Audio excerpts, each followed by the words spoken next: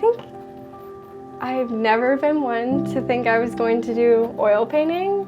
My whole life I basically only used acrylic paints, which are super straightforward. Like, you're only mixing a tube of paint with water. Super easy cleanup and super easy to travel with. So that was always just my go-to. And then when I got to CFC, they taught me how to use oils. And it was like love at first sight. Like, the process is so ridiculously long compared to using acrylics, and it's so much more a hassle, it's so much more expensive, and yet it is like so worth it, like completely worth it. The colors, like the vibrancy of the paint versus acrylics, and just the application of texture when the paint goes onto the surface varies so much, and it gives so much more like dimension to the painting that sometimes when I go, like when COVID hit, I had to go back to using acrylics at like my apartment, and I wanted to die. I was like, this is the worst thing ever. Like, using acrylics again after using oils for so long is definitely a challenge for any artist. And most painters fall in love with oils pretty quickly once they use or learn how to use oils. But there's also just so much variation with using oils, like the different oils you can mix with the paint. There's so many different pigment colors, and the opportunities are endless pretty much.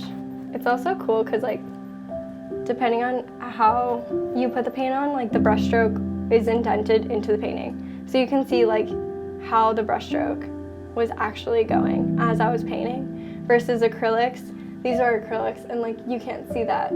It's more like 2D.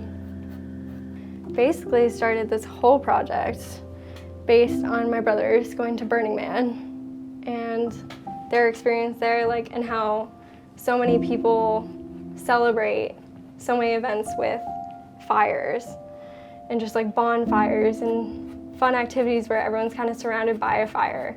And then also like the irony of like climate change and how like we're literally destroying the earth with fire, and wildfires are just like kind of going off everywhere. So my whole idea kind of spiraled into climate change because it's just so prevalent, and I didn't even like think twice about it.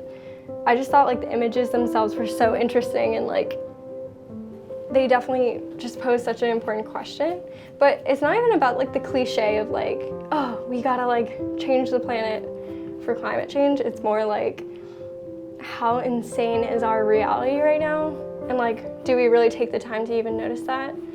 So these paintings kind of just like capture what's been really going on recently in like hopefully a way that's kind of new, and just kind of showing you like this is the reality of the planet right now, and like how absurd is that.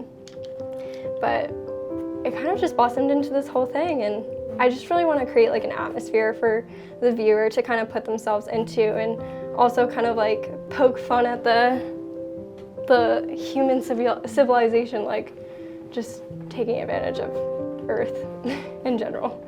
But all of these paintings are focused on actual reference images from California. So I've been really specific about the images I've chosen for reference. And a few of the paintings are going to have figures in them to kind of just like show the scale of how insane these fires really are, and how much they completely change the entire environment around them after they leave. But pretty much right now, going through my head, it's so funny, like when people ask me like what's going on in my head, like when I'm painting, I never know where to start because I don't think I'm thinking anything. Like, it's almost like more of a meditation than anything. Don't really have to think twice about a whole lot. But definitely taking a step back is something I always have to remind myself to do while I'm painting. I really get in the zone and just kind of tune everything out. I really like to work with like really saturated colors, and then as you see, like I'll kind of layer things up with a small brush, and then I'll just take in like a huge brush, like this one, and just kind of like just figure out like what's happening. The one thing you definitely have to realize is like you have to just try new things. Like maybe I don't like this. Maybe I do. Who knows? But definitely layering colors is really important to me, especially like with different tones. So like right now, I'm putting a lot of cool tones down, but obviously it's pretty warm painting because there's these insane fires going on. But if you layer cool tones, then it's gonna make those warm tones even more saturated and more powerful. And right now I'm kind of just painting like the outline, the atmosphere of like the tree line and how it reads in front and behind the fire that's happening. I would say in high school, it kind of like, I was always known as the art kid. Even sometimes I didn't really want to be. Put a lot of pressure on me like to do really great art. And that's always something like, it's kind of scary for an artist. But I got like class artist in high school, like my senior year, and superlatives for the yearbook and everything. And everyone thought I was like definitely going to art school. Like that was definitely kind of like the path I was going to take. And then I just kind of threw in a curveball and just came to college of Charleston. So everyone was like, wait, what? I think like my love for like the environment always comes first, which is ironic while I'm painting this. But I always knew that like if I was closer to the beach, I'd be happier. And also like for me, like my paintings always kind of started with the beach, like beach landscapes and stuff. And that always kind of just played a bigger part. So like I always knew no matter where I was, if the environment was engaging, then my artwork would be engaging. So I would say my experience as a studio artist at CFC is definitely an interesting one. Obviously we're like all my friends are in the business school, so you definitely experience the lack of resources versus some of the other spots on campus. But I think what's nice about it is like artists are so good at being resourceful regardless of funding. So even though this building's been around for probably so many years, like it's one of the best views of the city at College of Charleston, I would say. And so many students don't even know it exists, but I get to use it whenever I want. So it's kind of like the loophole to college. Like my whole experience has been so valuable, and like all my teachers I have for years at a time. So I'm never like really experiencing one teacher or a bunch of teachers over and over. I get to experience one teacher for pretty much my whole time who can witness my journey as an artist and really help me that way. And the artists here, the professors here are all working artists, and like they're just so incredible. All their work is just like so inspiring. So that's a huge reason. And I think just like the culture of like being an artist, especially in Charleston, the students that become artists here are just so like intriguing and unique and like incredible people, just like the nicest people ever. I just think like my thought process when I'm painting is so complex and even hard for me to understand. A lot of times people are like, oh, I could never do what you do, you know, or how do you make it look like that so easily, or things like that. And I'm like, well, I have spent every year since I was pretty much born painting. So I'm definitely trained in the sense that I don't really have to think things through as much. It's more of like you teach yourself the natural tendencies of like mixing paint and using a paintbrush and how you're gonna use it. But I had to teach like this wine and paint night recently for my friend and his family, a group of like non-artists, and describing how to mix paint, like something simple like that, like mixing colors and stuff, became like the most challenging thing to describe. But it's kind of like an enjoyable challenge because it makes you appreciate how complex your own process is without even realizing it, like normally while I'm painting here. But it's pretty crazy. I think I've never been one to think I was going to do oil painting. My whole life I basically only used acrylic paints, which are super straightforward. Like you're only mixing a tube of paint with water. super easy cleanup and super easy to travel with. So that was always just my go-to. And then when I got to CFC, they taught me how to use oils.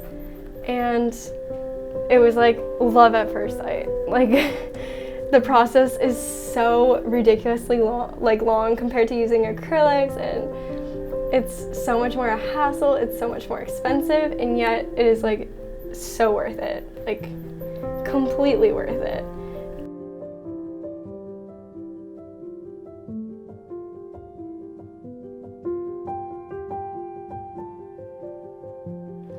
I would say my future goals. Definitely, I feel like every big transformative time in my life, I'm like, I think I'm gonna kind of leave art behind a bit. And then it just goes completely in a 180 and art becomes everything again. So right now I've been like trying to get my certification for tattooing. So hopefully I can incorporate my art more into tattoos, which would be so interesting and just like a cool new medium compared to painting. But I also hope like to create my own studio at my mom's new house and kind of take over her living space with my paintings and just kind of like paint and travel. Obviously right now with COVID, it's hard to even imagine what's gonna happen in the next year. But I think like being an artist like during COVID has taught me so much, like about being resourceful with materials and being really grateful for the resources I do have here.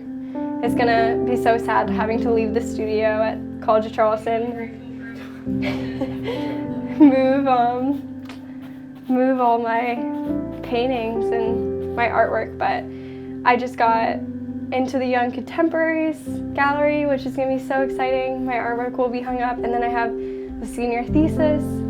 So it's gonna be super exciting to have my artwork hung up for the whole summer into next year for our students and parents and whoever's walking through the building to go look at.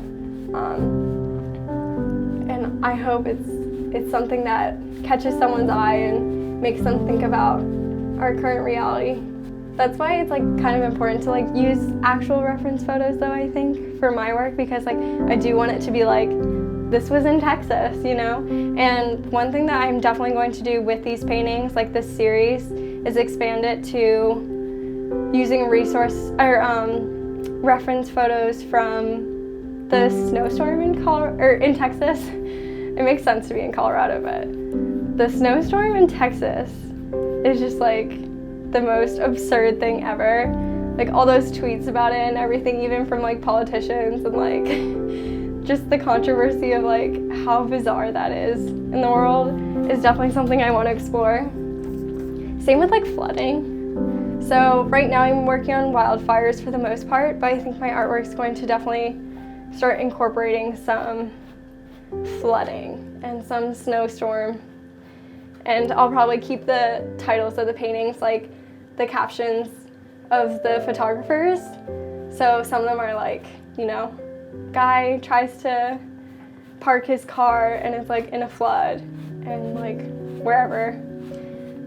I've also been trying to keep all my paintings towards like the United States, just so it's like more relatable for the audience that is going to be here like now.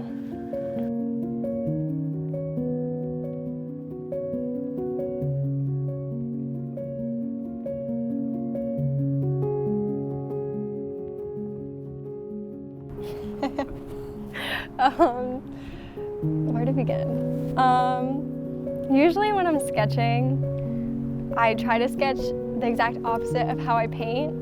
So I'm usually sketching like flowers and like people and abstract ideas, just so I can have the diversity in my portfolio and also just like kind of mix things around and play around so that I don't get tired of my painting.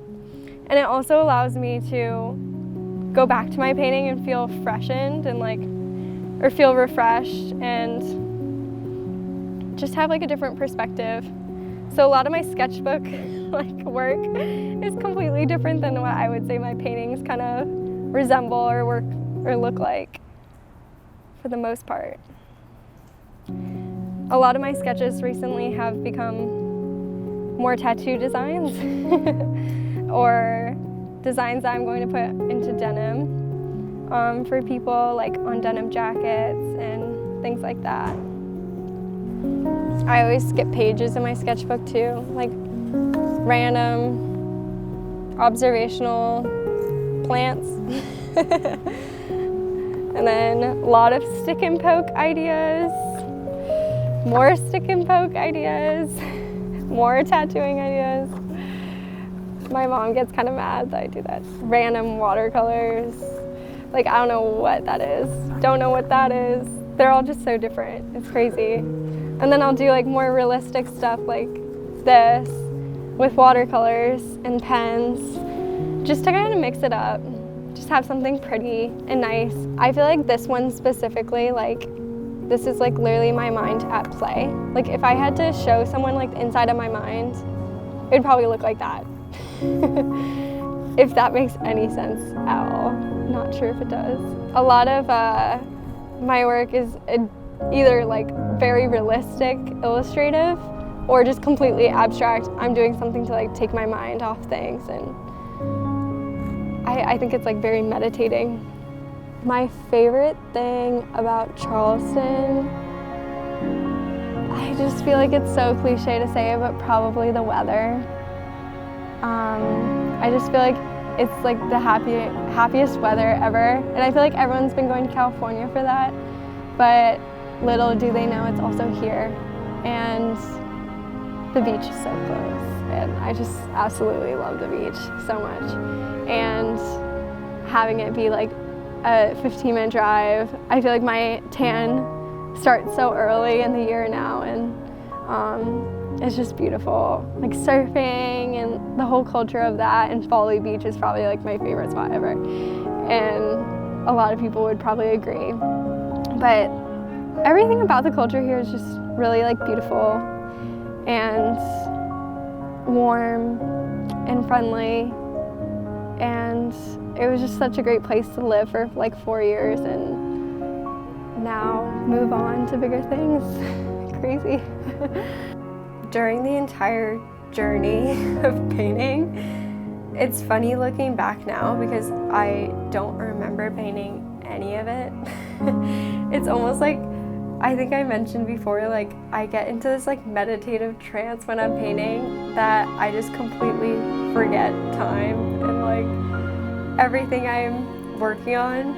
And I was really nervous going into like all these paintings because painting fire seems like the most difficult challenge ever, and I think that's what made me so attracted to it. I love a challenge, but as soon as I started working, I realized how difficult it actually was. This big painting, however, it's named Plume. Plume was not my favorite.